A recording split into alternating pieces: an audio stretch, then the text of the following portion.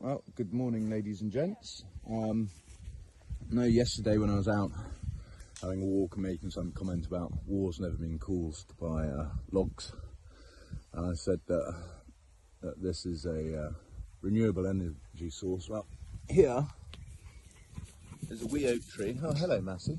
There's a wee oak tree growing out of an old oak tree stump. So can't get much more renewable than that. This is all self-seeded trees. There's a wee beech tree there from this old fella here. So yeah, there's plenty of self-seeding going on here. So yeah, I'd say it's pretty renewable personally. Over here in this pile of logs we have some ash. Mainly ash. It's from that fellow there. So this stuff, I think it's called Fraxinus excelsior, if my old Arb college days are correct. And brilliant for burning this stuff. Absolutely amazing. From the same family, if I remember correctly, from the olive and can't remember the rest of them. Anyway, it's quite a big genus family that. There's about 45, 50 odd trees in the same family.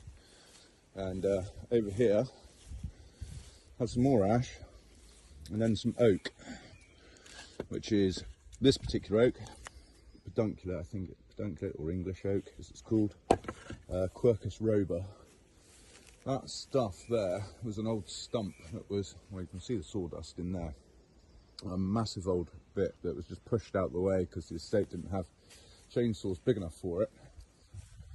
So we diced that up, and I often hear from people, you know, it's been down for years, I mean, like that pile over there, pile there, you know, all the sapwood had rotten off it completely, as you can see here. So that's where the sapwood would have been. We're down into the heartwood here. So now that is a fresh bit of oak, and you can see the delineation here from the sap to the heart.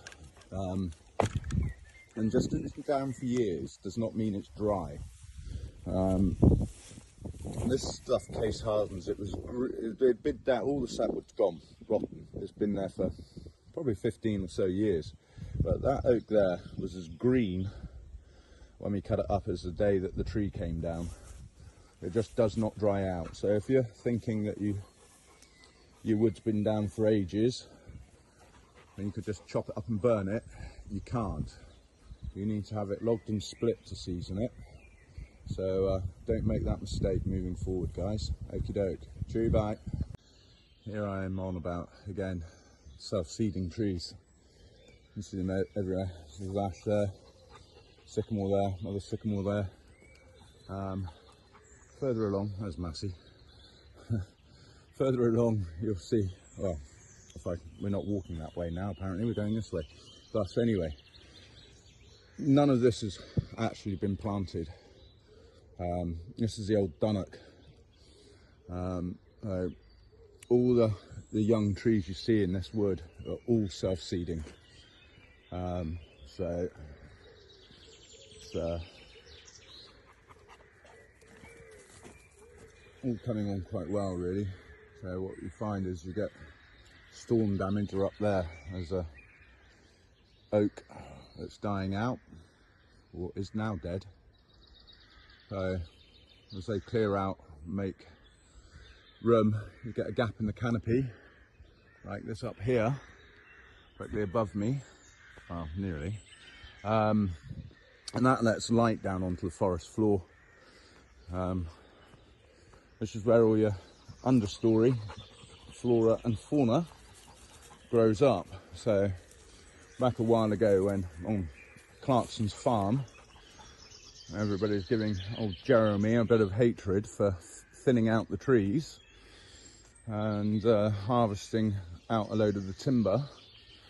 I mean, obviously didn't understand the sort of the structure of the ecosystem of a woodland.